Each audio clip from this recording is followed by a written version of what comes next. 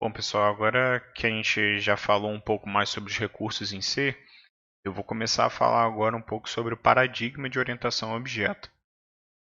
O paradigma de orientação a objeto, ele foi criado, digamos assim, para que você pudesse aproximar o mundo da programação lógica com o real. E antes você tinha uma dificuldade de representar ou modelar as coisas que você queria representar em código, é, as coisas do mundo real que você queria modelar ou representar em código, você tinha uma dificuldade muito grande. Então, o paradigma de orientação a objeto ele cresceu justamente desse gap. Então, é como se a gente tivesse aqui desse lado um círculo aqui chamado mundo real, onde aqui a gente tem todas as coisas que a gente nosso mundo real, né, e que por muitas vezes a gente quer modelar em código. E aqui desse outro lado a gente tem um da programação lógica. Por vezes, essa distância aqui entre um e outro, ela dificulta muito você representar as coisas do mundo real dentro desse mundo lógico aqui.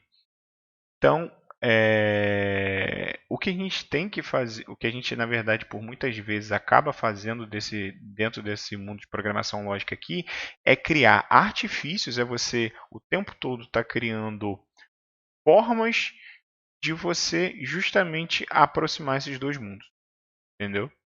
Principalmente em C, que é uma linguagem que não dá um suporte direto à orientação a objeto, e é justamente o motivo desse curso aqui, você acaba tendo que criar artifícios de você tentar aproximar os dois mundos para que você represente melhor determinadas coisas do mundo real que você quer processar, adicionar algum tipo de ação sobre determinadas coisas que você quer modelar e representar. Você acaba criando artifícios, tendo que se dar o trabalho de criar artifícios para modelar esse mundo real. A programação orientada a objeto, ela veio justamente para unir esses dois mundos. Não unir completamente, né? Mas aproximar esses dois mundos e tornar a programação mais fácil de ser tanto entendida quanto, ou seja, tanto aprendida quanto também de ser trabalhada, entendeu? Não só criada, modelada, mas também trabalhada ao longo do seu desenvolvimento. Então aqui se a gente representasse aqui, se a gente fosse refazer aquele outro diagrama, só que representando, digamos aqui, dentro do paradigma de PO, nós teríamos basicamente aqui desse lado o mundo real e aqui da programação lógica também, e os dois aqui se aproximando, tendo um movimento de aproximação, onde aqui no meio nós temos muito do PO, da programação orientada a objeto, do paradigma de orientação a objeto. E é justamente esse gap que a orientação a objeto ela veio suprir. A orientação a objeto em si, ela foi criada para suprir esse gap, mas ela é baseada, digamos assim, ela foi criada para que ela tivesse sendo construída sobre três pilares muito importantes aqui da orientação a objeto. Então vamos lá. O primeiro pilar aqui é o pilar do encapsulamento. O segundo pilar é o pilar da herança.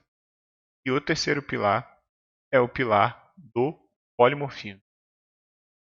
Vou explicar cada um deles, começando aqui pelo pilar do encapsulamento.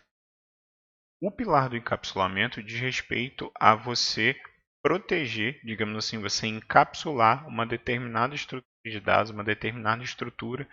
Você quer proteger de um acesso do mundo externo de forma espúria, ou seja, de forma inadvertida, de forma errônea, de forma não própria.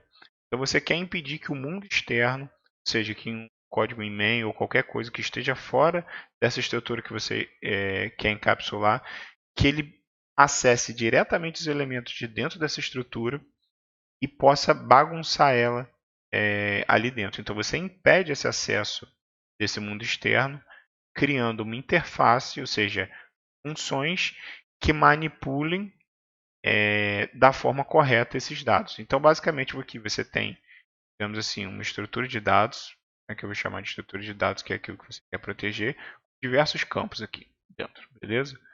Aqui é uma estrutura de dados, diversos campos aqui dentro, e que aqui você quer proteger desse mundo externo aqui. Esse mundo externo, digamos que ele queira acessar a estrutura de dados. Só que esse mundo externo é um desenvolvedor que está trabalhando nela. E ele pode acessar de forma não correta, ou seja, manipular esses dados aqui de uma forma não correta, de forma que corrompa o propósito dessa estrutura de dados. Então, o que você quer fazer, o que você faz basicamente através do pilar do encapsulamento, é você criar esse encapsulamento, ou seja, permitir com que essa estrutura de dados seja acessada através de uma interface. É o que eu representei aqui, através dessa linha aqui. Essa linha aqui representa funções, basicamente, que vão manipular essa estrutura de dados, mas são funções que você sabe exatamente como vai manipular essa estrutura de dados. Ela pode, inclusive, filtrar esses inputs que seriam dados através do mundo externo e mandar para cá apenas aquilo que ela sabe que está correto. E ela manipula isso aqui da forma correta, de forma que ele não corrompa essa estrutura de dados. Então, o pilar do encapsulamento é justamente isso. É você criar, você poder, dentro da programação orientada a objeto, criar mecanismos que protejam determinadas estruturas que sejam importantes para a sua regra de negócio. O próximo pilar, que é o pilar da herança, ele diz respeito basicamente mais sobre a relação entre estruturas, estas que são chamadas dentro da programação orientada a objeto de classes, ela diz respeito mais à relação entre essas estruturas. A relação de herança, como o próprio nome diz, ela é uma relação entre pai e filho, basicamente. Então você tem uma classe pai que tem determinados atributos e métodos ali dentro, ou seja, uma estrutura de dados e funções ali dentro dela, e que uma classe filha ela pode herdar todos os atributos e métodos da sua classe pai. Ou seja, o que quer dizer isso? Quando você diz que uma classe filha ela herda todos os atributos e métodos da classe pai, ela vai puxar todos aqueles elementos da estrutura de dados que eram do pai para dentro dela e todas aquelas funções que eram do comportamento dela, ela também puxa para dentro dela.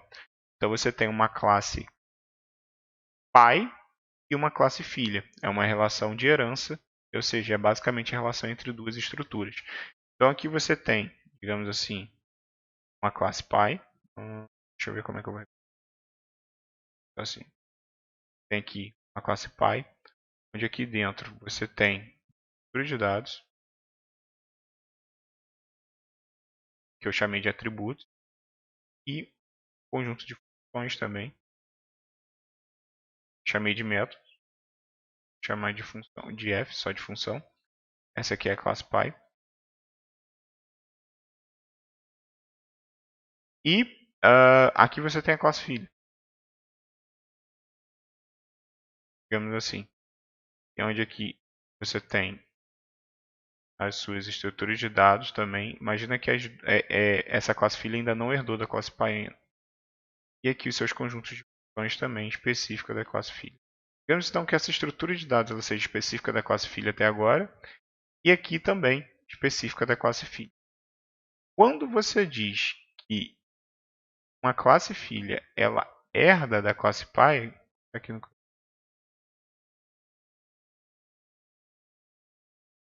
quando você diz que a estrutura filha herda da estrutura pai, quer dizer que elas vão criar uma relação onde todos esses elementos da estrutura de dados da classe pai também passam a pertencer à classe filha. Aqui a estrutura de dados da classe pai. E a mesma coisa acontece para a função. As funções da classe pai elas também passam a pertencer à classe filha. Então aqui são funções da classe pai. Então o conceito da herança é justamente para que você possa fazer esse reuso de código. essa reutilização de código, para que você não precise reescrever códigos todas as vezes que você tiver que escrever uma classe filha que tem as mesmas características de uma classe pai. Então ela permite esse reuso de código e faz com que a programação orientada a objeto ela ganhe cada vez mais poder através disso, da reusabilidade de código. É um outro pilar também da programação orientada a objeto. E agora o último pilar, que é o pilar do polimorfismo, é quando esse paradigma de orientação a objeto permite com que uma determinada estrutura ela tome múltiplas formas, ou seja, ela pode assumir múltiplas formas. Então, digamos aqui, quando a gente volta aqui, digamos que a gente queira representar essa classe filha aqui, um outro diagrama aqui um pouco mais expandido, onde a gente tem aqui aquela mesma classe filha aqui. Então aqui você tem a estrutura de dados da classe filha. Como ela herdou lá da classe pai, ela tem a estrutura de dados da classe pai.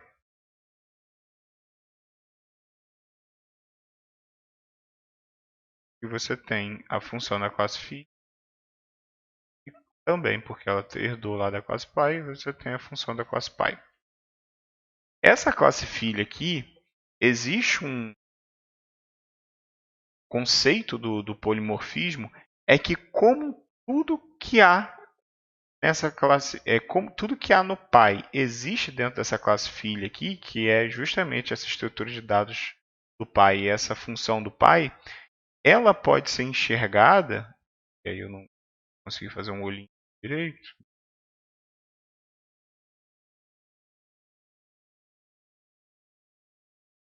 Ela pode ser enxergada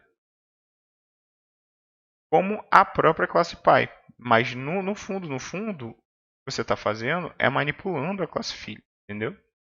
Ou seja, essa classe filha ela acaba assumindo uma poliforma, ou seja, uma outra forma que não a classe filha, uma vez que você consegue enxergá-la apenas como a classe pai. Então é como se você estivesse enxergando aqui na hora de manipular a estrutura de dados da classe pai apenas, o conjunto de funções da classe pai.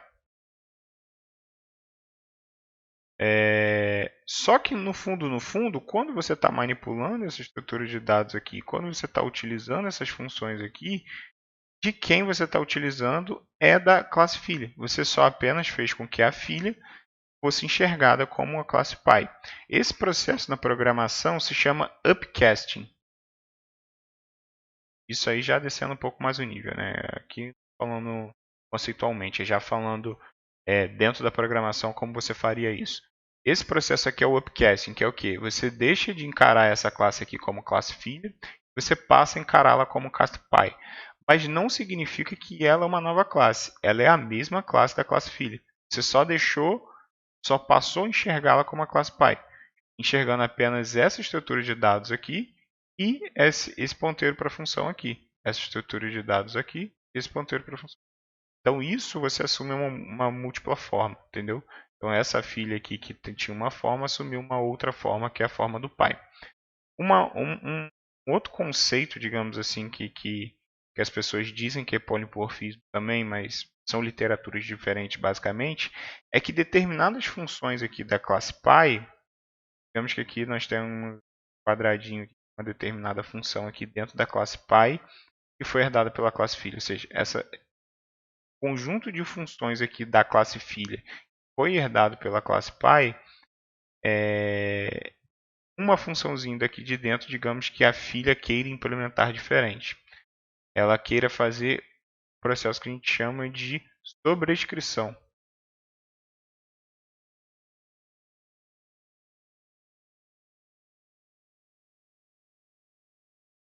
Esse processo de sobrescrição é o que? Quando você herda esse conjunto de funções aqui da classe pai, ele vem também com o corpo da implementação da função que veio da classe pai, ou seja, essa função aqui ela vem tanto declarada quanto definida, ou seja, ela tem um corpo de função aqui. Só que digamos que na classe filha, por algum motivo, você queira implementar essa funçãozinha específica aqui da classe pai um pouquinho diferente. Ou totalmente diferente também é permitido. Você faz um processo de sobrescrição, que é o quê? Você pega essa única função e você sobrescreve ela por inteiro. Você sobrescreve o corpo dela e faz com que ela tome uma outra forma. Então isso também tem literaturas que chamam de polimorfismo. Bom, e aí quando a gente retorna basicamente a esse diagrama aqui, onde a gente tem aqui em cima a programação orientada a objeto, e aqui a base sendo feita pela herança, perdão, pelo encapsulamento, pela herança e pelo polimorfismo, nós temos a base já feita da programação orientada a objeto. O encapsulamento é uma forma de você proteger aquela estrutura, que aqui nós vamos ver que está muito ligado a classes, né? A herança é uma forma de você criar relações entre classes e fazer reuso de código, uma vez que uma classe ela tem como parte dela uma outra classe. E o polimorfismo, que é a maneira que você tem de fazer com que uma classe seja encarada como outra, ou com que uma função com que uma função dentro da classe pai uma função da classe pai dentro da classe filha ela possa ser sobrescrita e encarada de uma outra forma também, através da sobrescrição. Então, nós temos aqui a base feita já da programação orientada a objeto através desses conceitos que permitem com que a gente se aproxime cada vez mais do mundo real. Algumas outras literaturas, eu só vou falar para que fique claro que caso vocês tenham essa outra visão, encaram como um outro pilar aqui da programação orientada a objeto a abstração. Eu não encaro tanto, mas vou explicar aqui para vocês caso vocês se sintam mais confortáveis em achar que isso aqui também é um pilar. O pilar da abstração diz respeito a você esconder as complexidades internas dessa estrutura que a gente está chamando de classe aqui e somente expor ao mundo externo aquilo que de fato é necessário o mundo externo saber. Então você abstrai as complexidades daquela estrutura e você expõe apenas uma interface de fácil uso. Então você está abstraindo aqui a complexidade das coisas através desse pilar da abstração. Novamente, alguns autores consideram isso aqui um pilar, eu só não falei anteriormente porque eu não considero. Mas, de qualquer forma, fica o ensinamento.